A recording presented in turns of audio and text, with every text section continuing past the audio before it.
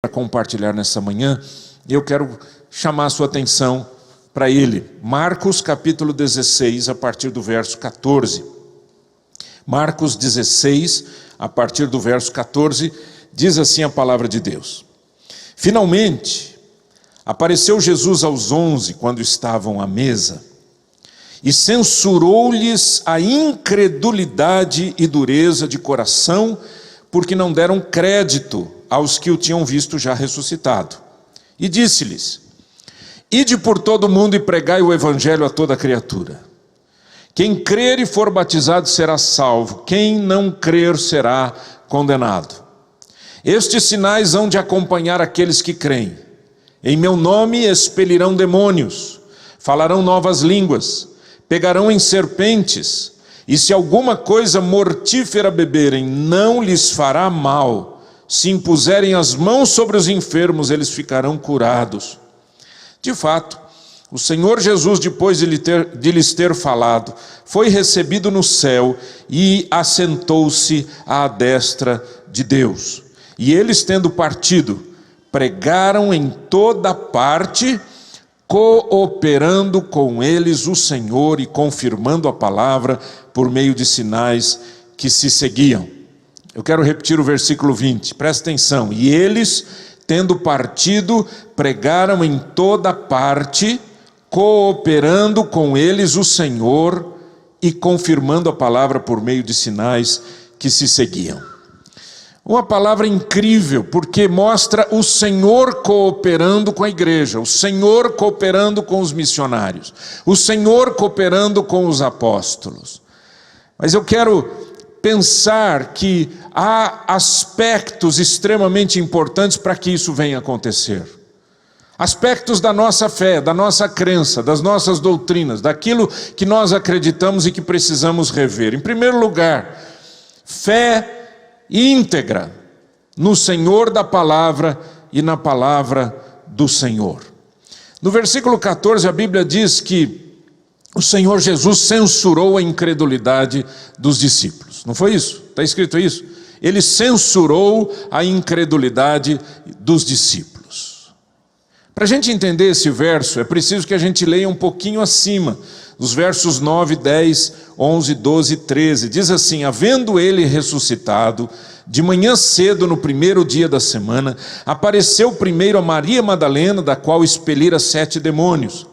E partindo ela, o que ela fez? Ela teve um encontro ali com o Senhor ressurreto, foi anunciá-lo àqueles que, tendo sido companheiros de Jesus, se achavam tristes e choravam.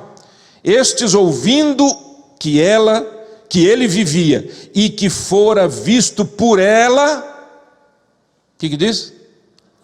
Não acreditaram.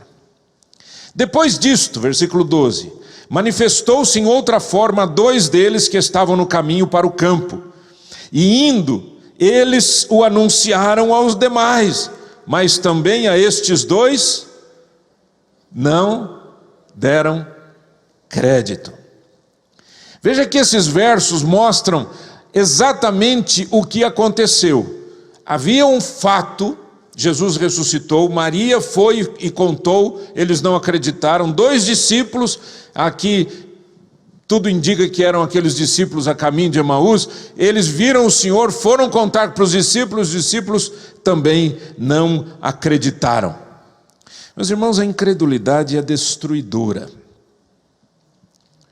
porque elas nos mantêm no falso controle da situação. Eu explico. Falso controle, porque quando alguém me diz algo, e no caso aqui alguém disse Jesus ressuscitou, e eu digo que não acredito, em última instância eu estou dizendo você é mentiroso e a verdade está dentro de mim. Eu detenho a verdade, eu tenho poder para decidir. A Bíblia diz no capítulo 9 de Marcos, que Jesus havia ensinado e havia dito aos discípulos que ele haveria de ressuscitar. Diz assim no verso 31, porque ensinava aos seus discípulos e lhes dizia: o Filho do Homem será entregue nas mãos dos homens e o matarão, mas 3 dias depois da morte da sua morte, ressuscitará. Aí diz no verso 32, eles contudo não compreendiam e temiam interrogá-lo. Aí você vai dizer assim para mim, aí pastor, eles não eram incrédulos, eles só não tinham entendido. Há uma diferença muito grande. Por quê? Porque se Jesus os repreendeu pela incredulidade, não poderia ter feito essa repreensão se fosse uma falta de compreensão, porque aí seria injusto. Olha, porque vocês não entenderam, eu estou dizendo que vocês são incrédulos. Não. Meus irmãos, incredulidade é uma rebeldia do coração. Incredulidade, ela pode ser uma rebeldia passiva ou ativa, mas é uma rebeldia. Não crer significa trazer para si um direito que só Deus tem, o de ser juiz. Quando eu julgo e digo eu não creio, é porque eu estou dizendo que a verdade está em mim e, consequentemente, os outros todos estão errados. Maria Madalena, você estava dormindo, você teve um sonho. Não é verdade uma coisa dessa. A verdade está em mim? Quem decide a verdade? Por isso esse primeiro ponto, fé na palavra de Deus e fé no Senhor. Meus irmãos, nós não podemos deixar de pensar, de meditar, de entregar a nossa vida a um relacionamento de fé. A Bíblia diz, sem fé é impossível agradar a Deus. Você pode fazer o que você quiser, mas sem fé você não agradará ao Senhor jamais. Em segundo lugar, obediência plena. O Senhor disse no versículo 15 de Marcos 16, ide por todo... Vamos lá, pessoal? Mais de 2 ou 3 falando, vai lá. Ide por todo mundo e pregai o evangelho. Agora me explica uma coisa, no versículo 14 os discípulos receberam uma bronca. Vocês são incrédulos. No versículo 15 ele diz, agora vocês vão pelo mundo inteiro pregar o evangelho. Dá para entender isso? Não. Eu só consigo entender isso no momento em que eu compreendo que quando o Senhor Jesus dá uma ordem, Ele vai junto com a palavra. Por isso que lá no versículo 20 diz que o Senhor cooperava enquanto eles pregavam.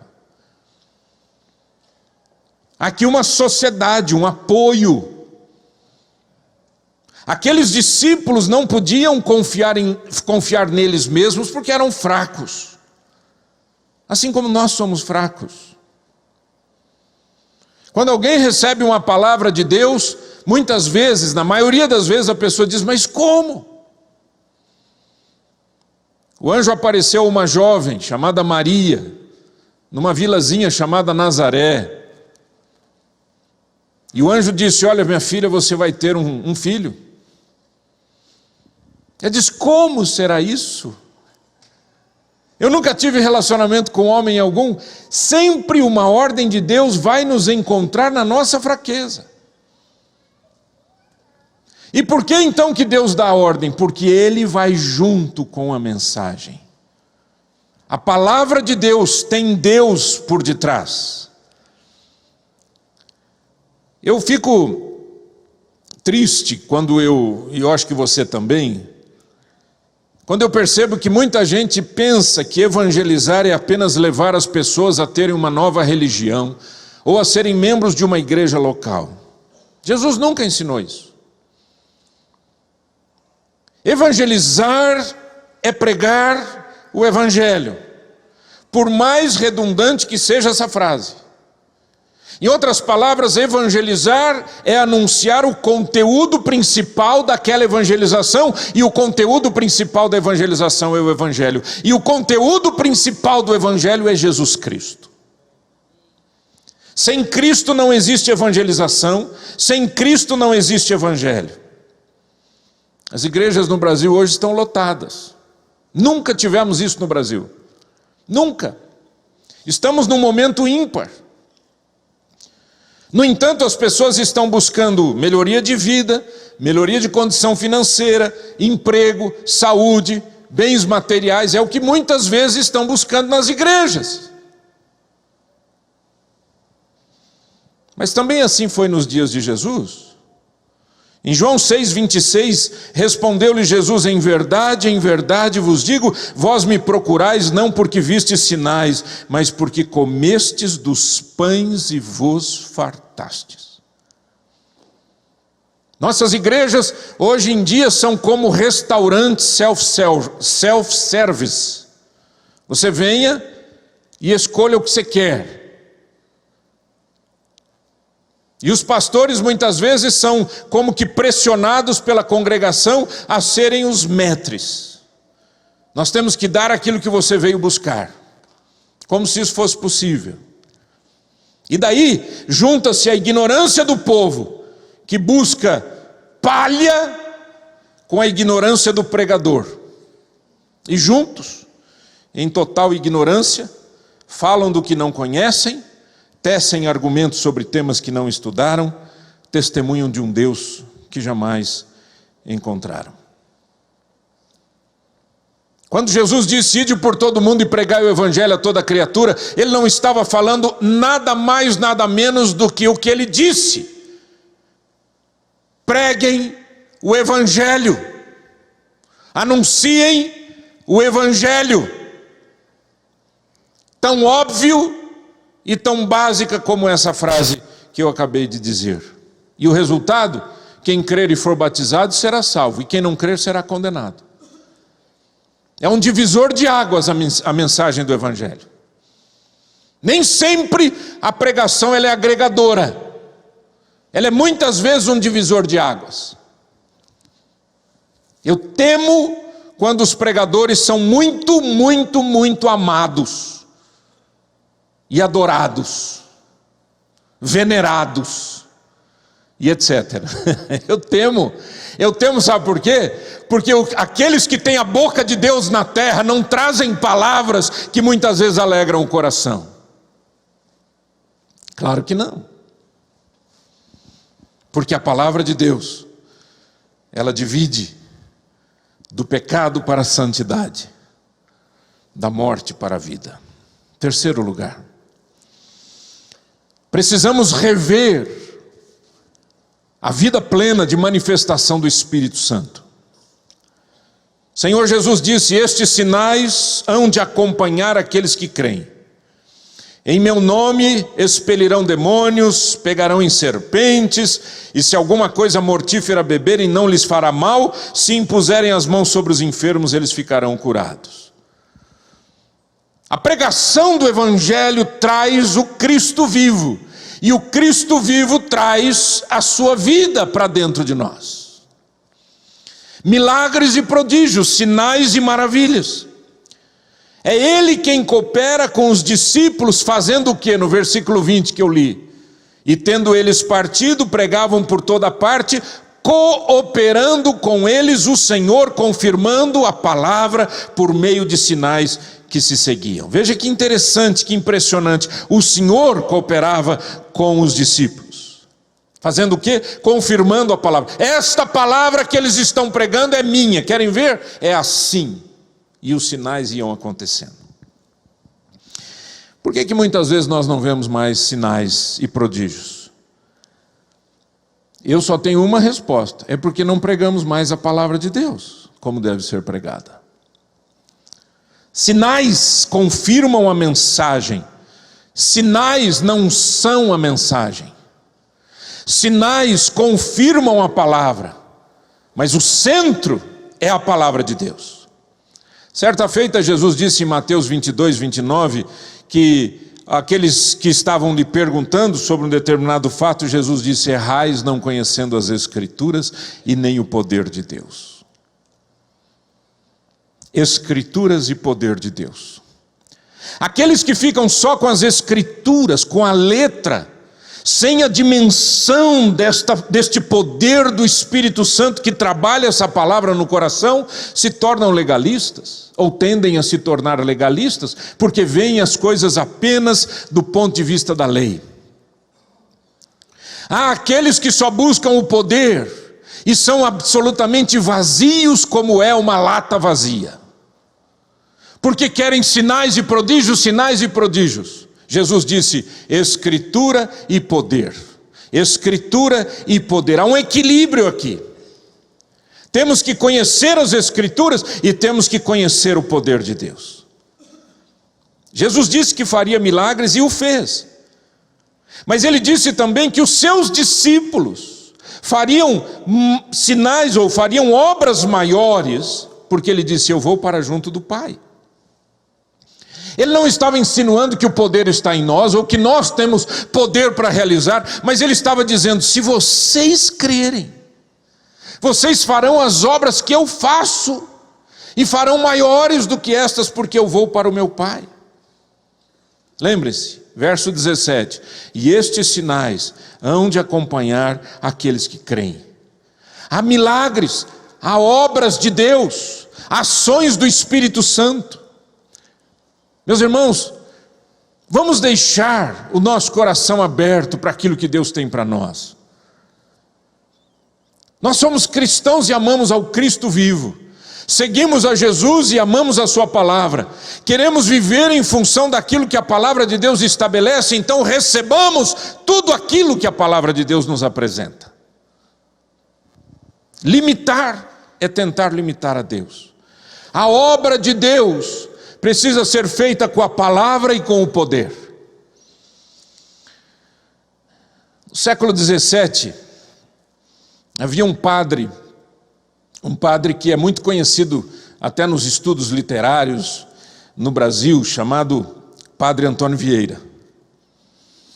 Ainda que ele tenha vivido um período de contra-reforma e ele era assim contundente em relação aos chamados protestantes, mas ele tinha uma palavra forte, aguda, quando ele se levantava para pregar. Um dos sermões dele, o sermão chamado Sermão da Sexagésima, ele pregou em 1655.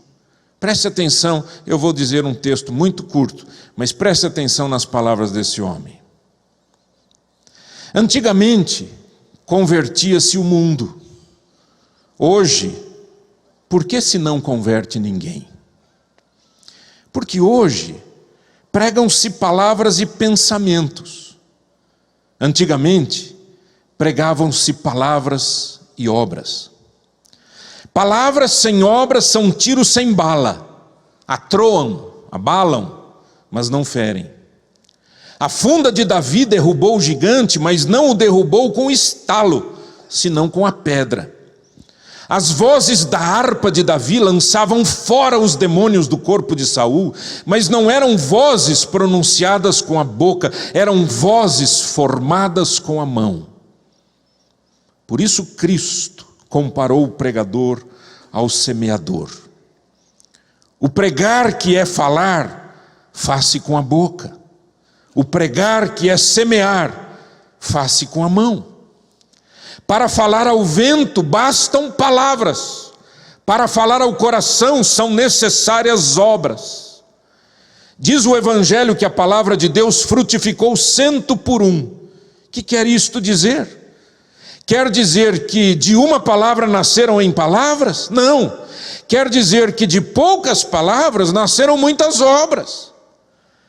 Por palavras, pois palavras que frutificam obras, vede se podem ser só palavras.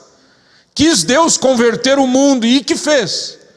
Mandou ao mundo seu Filho, feito homem. Notai, o Filho de Deus, enquanto Deus, é palavra de Deus, não é obra de Deus. O Filho de Deus, enquanto Deus e homem, é palavra de Deus e obra de Deus, juntamente. De maneira que até de sua palavra desacompanhada de obras não ficou Deus a conversão dos homens, não fiou Deus a conversão dos homens. Na união da palavra de Deus com a maior obra de Deus, consistiu a eficácia da salvação do mundo. Interessante, não é? De uma forma poética, ele disse apenas aquilo que nós estamos dizendo. A fé vem com obras, vem com ações, vem com prodígios, vem com sinais. Não entender a obra de Deus, gente, não é pecado. Mas rejeitar a obra de Deus é pecado. Quarto lugar. Há um cooperar nesse texto. um acordo. Cooperar com Deus e ter o Senhor cooperando conosco implica em andarmos sob as suas leis. Diz a Bíblia, no versículo 20, e eles, tendo partido, pregaram por toda parte, cooperando com eles o Senhor por meio de sinais e prodígios ou sinais que se seguiam. Eu penso sinceramente que nós temos que voltar sempre ao óbvio da mensagem evangelística, ou seja, pregamos por quê? Pregamos porque o mundo está perdido. É a conversão do mundo que interessa ao Senhor. Há um Deus todo-poderoso, criador e sustentador de todas as coisas, mas Ele também é juiz. Ele também é aquele que estabelece as regras e cobra pelas suas regras. A Bíblia diz, em Mateus 4,17, que passou Jesus a pregar, o início do ministério de Jesus, o início. E Ele disse, arrependei-vos, porque está próximo o reino dos céus. Por que se arrepender? Eu já ouvi muita gente dizendo assim, eu não preciso me arrepender, eu não me arrependo. Eu acho que tudo que eu aprendi foi interessante, até nas coisas que não deram certo. As pessoas não prestam atenção numa questão. Tudo que eu faço tem um reflexo na eternidade. Pecar é ofender a Deus. Literalmente a palavra pecado quer dizer errar o alvo, errar a lei de Deus, errar a vontade de Deus, o estabelecido pelo Senhor, e eu não estou cumprindo o que Deus quer que eu cumpra. Mas na verdade a mensagem de salvação, ela existe exatamente para que nós nos voltemos para Deus. O ser humano está voltando-se contra Deus, virou as costas para Deus. Por que nós estamos sofrendo o que sofremos aqui no Brasil? Porque viramos as costas para Deus. Por que sofremos no mundo? Porque viramos as costas para Deus. E Deus é juiz. Nós conhecemos o rei Nabucodonosor, ele foi o rei da Babilônia, um homem fortíssimo, um homem poderosíssimo, mas que um dia acabou por afrontar a Deus e se tornou um homem louco, completamente transformado e transtornado para ser como um animal, e ali viveu vários anos até que ele reconheceu quem Deus é. O filho dele, Belsazzar, parece que não aprendeu nada da experiência terrível pela qual seu pai passou. E ele se tornou soberbo, se engrandeceu e resolveu fazer uma festa. E diz assim a Bíblia em Daniel capítulo 5. O rei Belsazzar deu um grande banquete a 1000 dos seus grandes e bebeu vinho na presença dos 1000. Enquanto Belsazzar bebia e apreciava o vinho, mandou trazer os utensílios de ouro e de prata que Nabucodonosor, seu pai, tirara do templo, lá do templo de Jerusalém, que estava em Jerusalém, para que neles bebessem o rei e os seus grandes, as suas mulheres e concubinas. Então trouxeram os utensílios de ouro que foram tirados do templo da casa de Deus que estava em Jerusalém, e beberam neles o rei, os seus grandes e as suas mulheres e concubinas. Beberam o vinho e deram louvores aos deuses do ouro, da prata, de bronze, de ferro, de madeira e de pedra. Tudo parecia bem. Uma balada para 1000 convidados privê. Bebidas e tudo mais que acontece numa festa desse nível.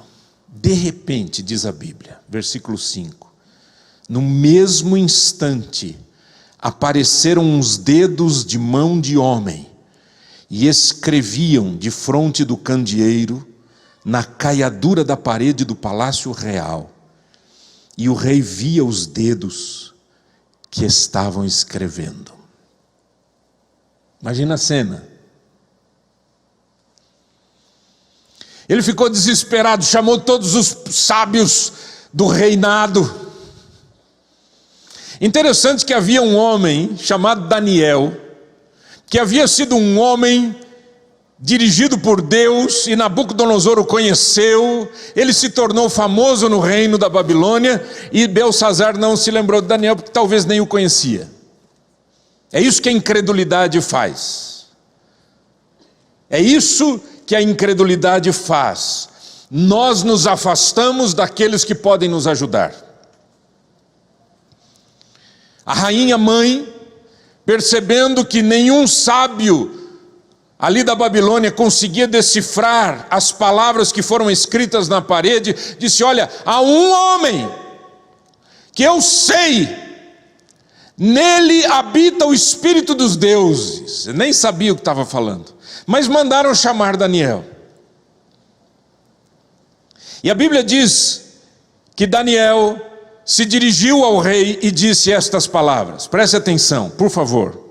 Tu, Belsassar, que é seu filho, filho de Nabucodonosor, não humilhaste o teu coração, ainda que sabias de tudo isso. Ele contou a história do pai. E te levantaste contra o Senhor do céu. Preste atenção. O que é que tem? Hoje em dia assim, o que é que tem? Não tem problema. Nós estamos vivendo uma época, na história da igreja evangélica brasileira, de completa descaracterização de princípios básicos da fé cristã. A gente faz festa junina, a gente se mete com tudo que é festa pagã, a gente acha que se a gente fizer, a festa é santificada. Daqui a pouco vão estar tocando tambor para invocar o Espírito Santo. Porque já que nós somos crentes, né? Nós santificamos os lugares. Nós somos fantásticos, nós somos imensamente impressionantes. A Bíblia a gente não lê, né? Para que ler? Eu já sei o caminho da salvação. Já sou membro da igreja, vou para o céu. Aleluia, glória a Deus. O que eu faço daqui para frente, o problema é meu. O que tem? Não tem nada. Eu sei que tem gente aqui que não está gostando do que eu estou falando. E eu estou nem aí. E não é porque eu estou indo embora. É porque Deus mandou eu dizer isso. E você ouça, e se não quiser ouvir, pega a mala e puxa o carro. É simples. Eu nunca tive medo. E nunca tive preocupação de pregar o que os outros querem ouvir. O rei fez uma festa, estava se achando por cima da carne seca. E Daniel disse: você ofendeu a Deus. Você foi contra Deus. Você, diz o texto, pois foram trazidos os utensílios da casa dele perante ti, e tu e os teus grandes, e as tuas mulheres, e as tuas concubinas, bebeste vinho neles.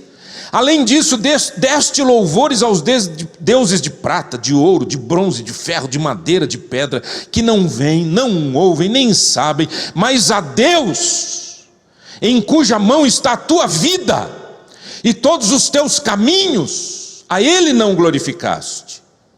Então, da parte dele foi enviada aquela mão que traçou esta escritura.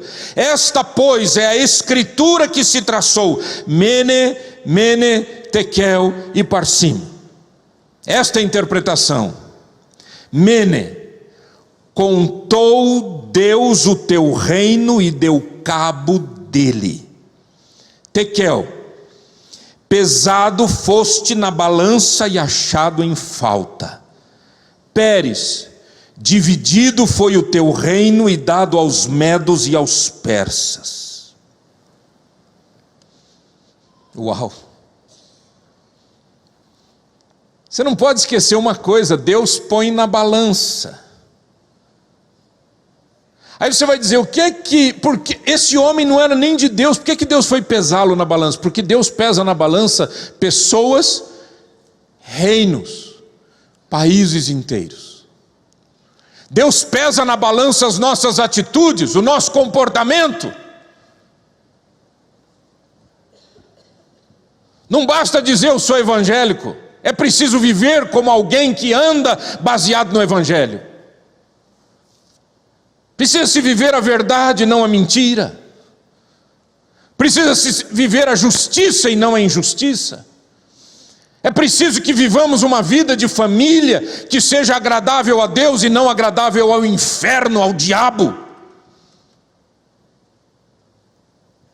Um dia Jesus disse para os seus discípulos: vamos embora daqui, porque esse negócio aqui, o príncipe deste mundo já está por aí. Vamos embora. Sai fora, porque a gente não tem nada a ver com ele. Aleluia, né?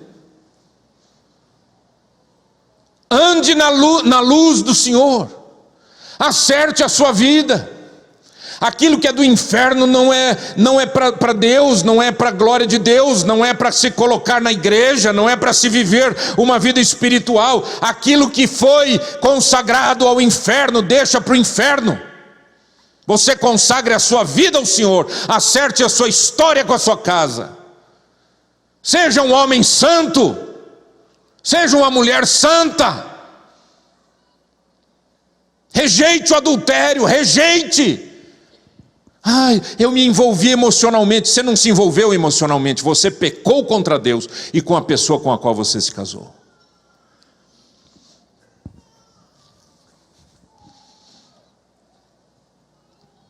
Eu fico triste com o que está acontecendo hoje na igreja evangélica. Os pastores mais cotados muitas vezes são aqueles palhaços. Stand-up comedy, gospel. O povo gosta. Foi no YouTube. Pensa se alguém vai pegar essa mensagem e vai compartilhar no YouTube. Vai nada. Qual que é o interesse? Eles vão dizer: o pastor me ensina educação lá, né? Que bom que ele está puxando o carro.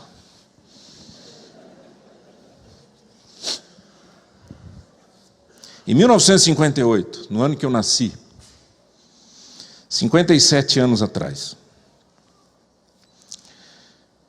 o evangelista, o pastor Billy Graham, estava pregando.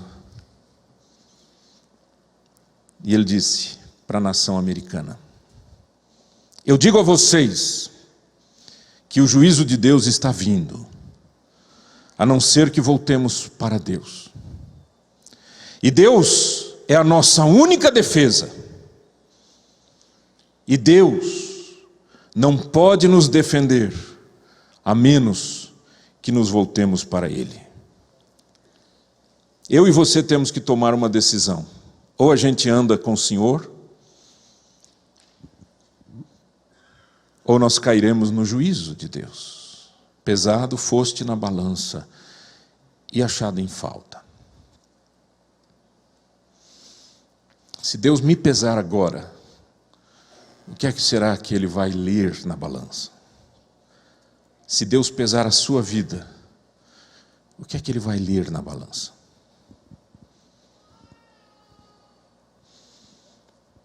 Muitas vezes nós somos como crianças, que quando estão brincando de esconde-esconde, tampam a cabeça e dizem que estão escondidas.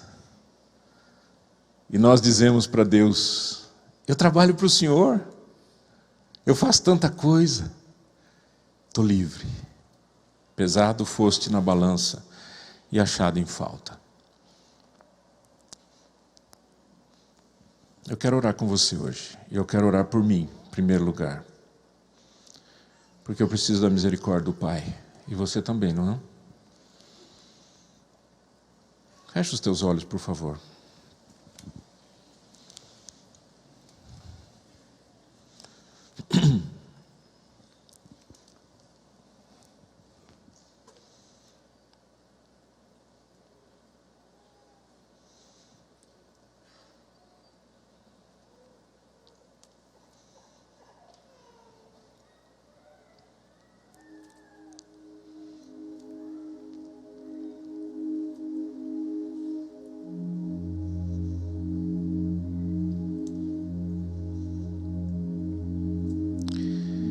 As nossas obras de justiça são como trapo de imundície diante do Senhor.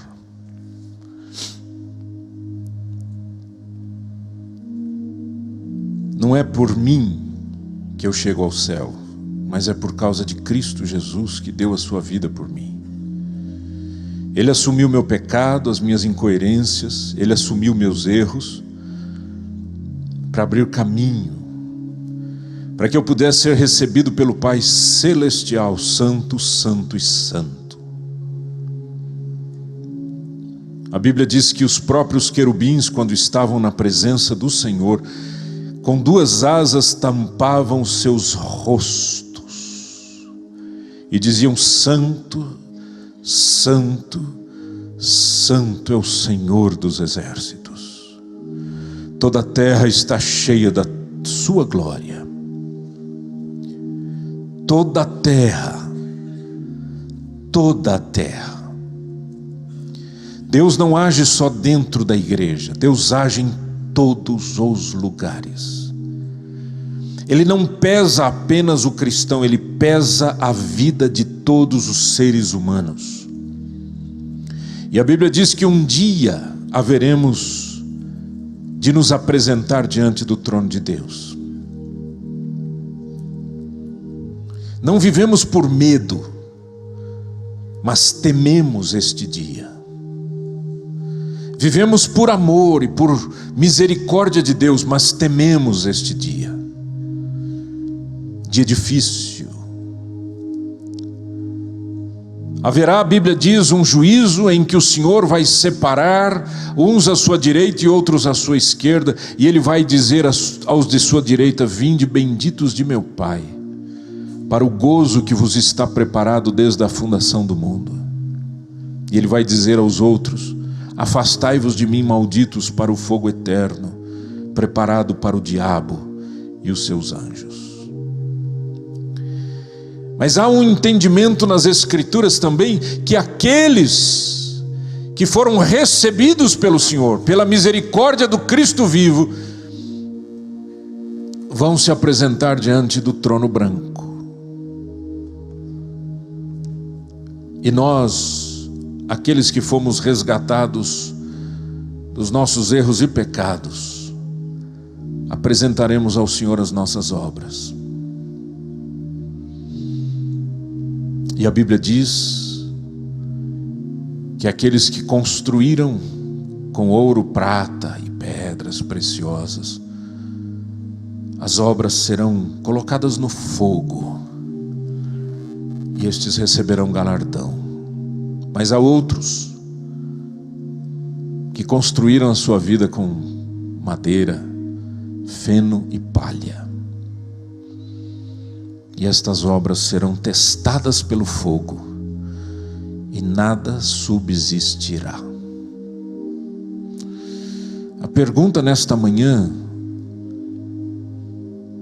é: se eu tenho fé nesta palavra, se eu obedeço ao Deus da palavra, se eu entendo que Deus quer cooperar comigo na minha obediência, entendendo a minha fraqueza, mas se eu estou disposto a andar sob a luz e a ótica e a leitura da lei de Deus, e não de acordo com aquilo que eu acredito que seja o melhor.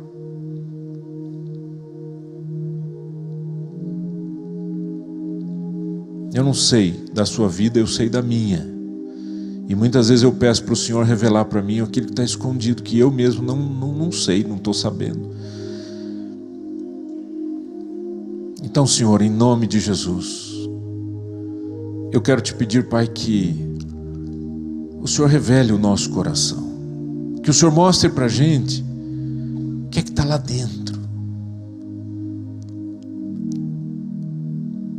Revela, Senhor.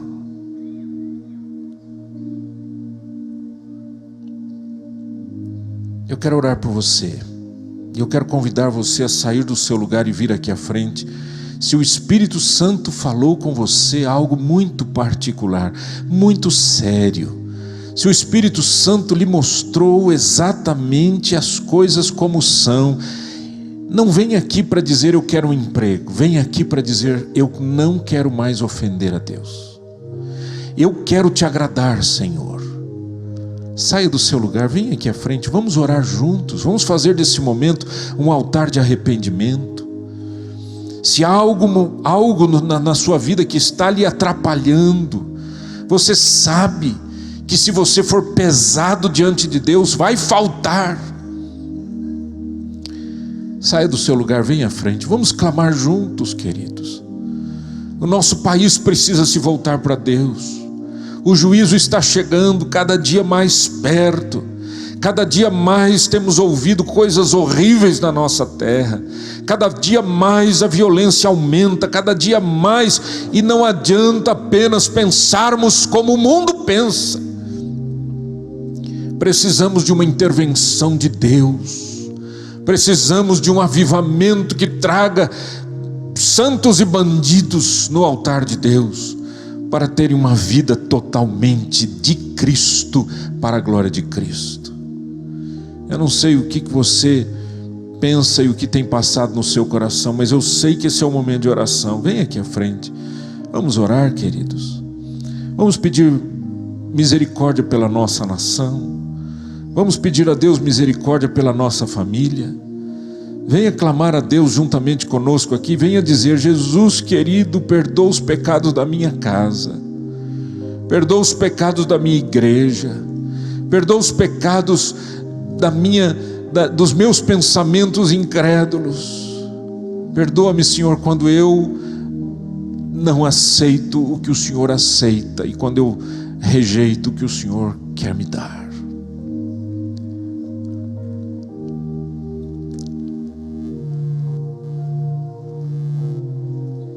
Sabe, irmãos, a fé cristã não é uma brincadeira, gente.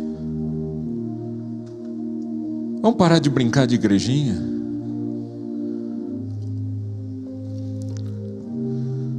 Vamos parar de brincar de Brasilzinho, paizinho.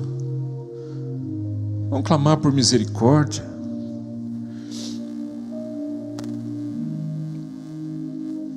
Vamos parar de dizer como o mundo, que só quer ver a morte dos políticos, a morte não sei de quem, a morte não sei. Isso não é linguagem de cristão. A linguagem de cristão é: Senhor, eu quero que esse povo se converta. Eu quero ver a minha nação aos pés do Senhor Jesus. Eu quero ver o meu povo ajoelhado na presença de Deus pedindo misericórdia. Não brinque com Deus, não. Brinque com Deus, não.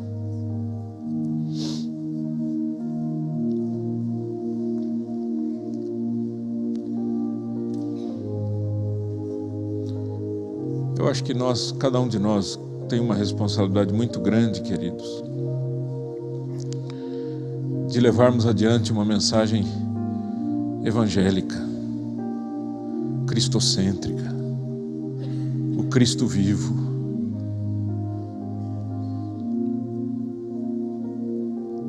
Querido Deus, o Senhor conhece o nosso coração, o Senhor sabe quem somos, o Senhor sabe, ó Deus, o que pensamos, o que sentimos. O Senhor sabe quantas vezes, querido Deus, quantas e quantas vezes nós achamos que te agradamos, mas nunca fomos nas Escrituras saber se o Senhor se agrada daquilo. Não estudamos mais a Bíblia. Pedimos-te perdão por isso. Pedimos-te perdão, Senhor, quando andamos fora do teu plano, do teu propósito. Pedimos-te perdão, Senhor, quando nós estamos mais inclinados ao show do que à oração, mais inclinados à festa do que à intercessão e ao coração quebrantado e contrito na tua presença.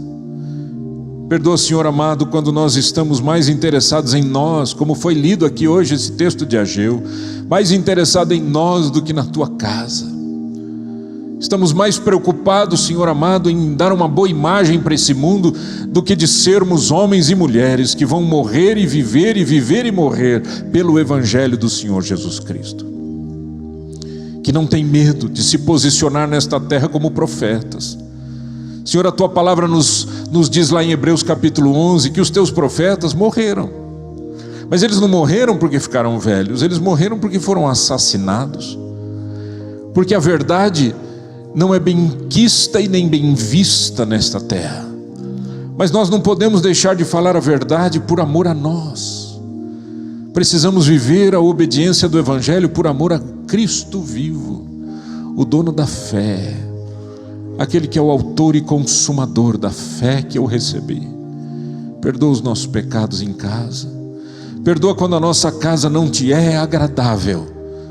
Perdoa, Senhor, quando os nossos relacionamentos familiares não te são agradáveis. Perdoa, Senhor amado, quando os nossos relacionamentos conjugais não te são agradáveis. Perdoa, Senhor amado, quando nós nos acostumamos com a fé, mas não somos transformados por ela. E não somos porque não queremos ser, porque amamos este mundo e porque amamos as coisas desse mundo. Perdoa, Senhor. Eu te peço em nome do Senhor Jesus.